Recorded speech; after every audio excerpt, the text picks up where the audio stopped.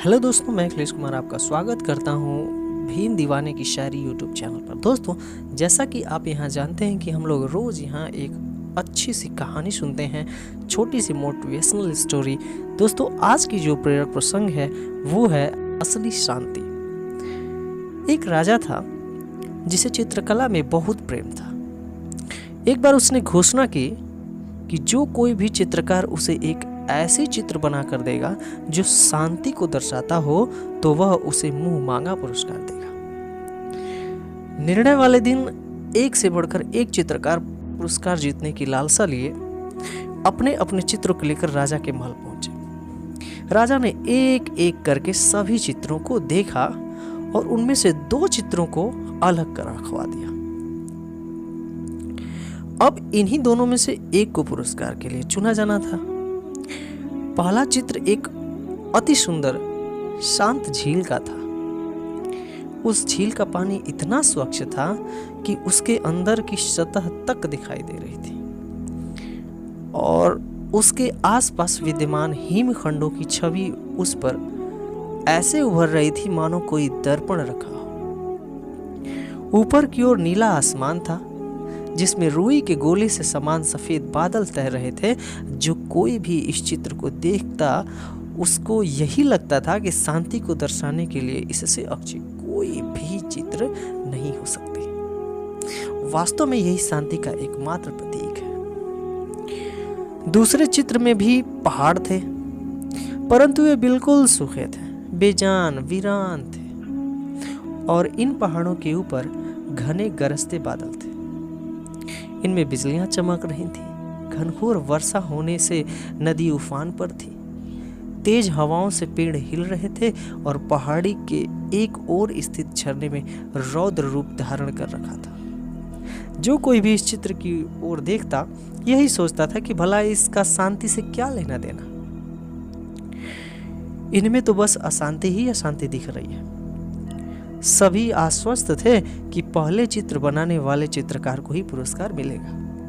तभी राजा अपने सिंहासन से उठे और घोषणा की कि दूसरा चित्र बनाने वाले चित्रकार को वह मुंह मांगा पुरस्कार देंगे। हर कोई आश्चर्य में था।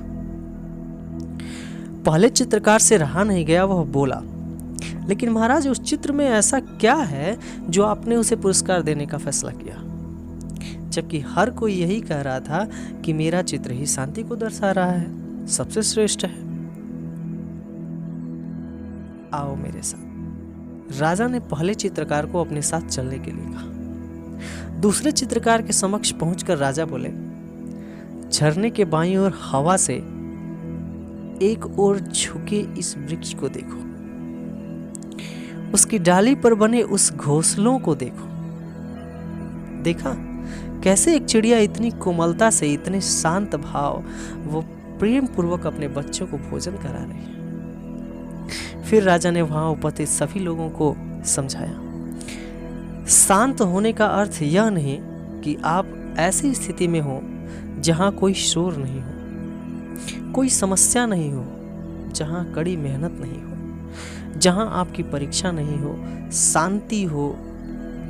शांत होने का सही अर्थ है कि आप हर तरह की अव्यवस्था, अशांति, अराजकता के बीच हो और फिर भी आप शांत रहें, अपने काम पर केंद्रित रहें, अपने लक्ष्य की ओर अग्रसर रहें। आप सभी समझ चुके थे कि दूसरे चित्र को राजा ने क्यों चुना है। बस इतनी सी थी ये कहानी।